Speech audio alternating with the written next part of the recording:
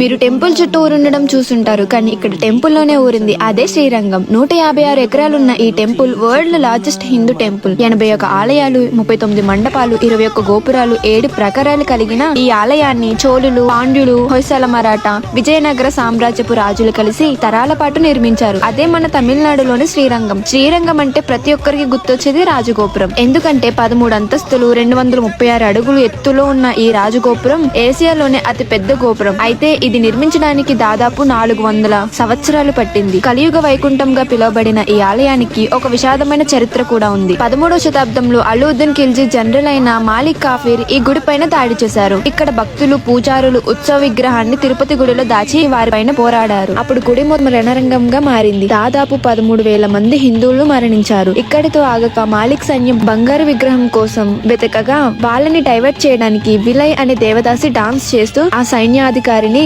గోపురం పైకి తీసుకువెళ్లి చంపుతుంది. తను కూడా అక్కడి నుంచి దూకి చనిపోతుంది. మీరు చూస్తే 20 గోపురాలు రంగులతో ఆకట్టుకుంటుంది, కానీ ఈ యొక్క గోపురం తన త్యాగానికి గుర్తుగా తెల్ల సున్నం వేసి ఉంటుంది. శ్రీరంగం ఒక ఆర్కిటెక్చర్ మార్వలే కాదు, ఎన్నో త్యాగాలకి నిలువు. మీరు ఇలాంటి అద్భుతమైన చరిత్ర గల గుడిని దర్శించుకోవాలంటే ఖచ్చితంగా మీ ఫ్రెండ్స్ అండ్ ఫ్యామిలీతో ఇక్కడికి వెళ్లి విజిట్ చేయండి. ఇలాంటి చరిత్ర గల గుడులకి చాలా మంది భక్తులు ఎక్కువగా వస్తూ పోతూ ఉంటారు. ఇక్కడ బస్సెస్ కానీ ఆటోస్ కానీ చాలా రద్దీగా ఉంటాయి, కాబట్టి వీలైతే కార్ ని ప్రిఫర్ చేసుకోండి. మీ దగ్గర కార్ లేకపోతే కనుక మన లాంగ్ డ్రైవ్ కార్స్ లో అయితే కార్ ని బుక్ చేసుకోండి. మీకు అన్లిమిటెడ్ కిలోమీటర్స్ విత్ 0 డిపాజిట్ తో తక్కువ బడ్జెట్ కి కార్ ని ఇస్తున్నారు. ఇంకా బుకింగ్ డీటెయిల్స్ కావాలంటే 9000478478 అనే నెంబర్ కి కాల్ చేయండి.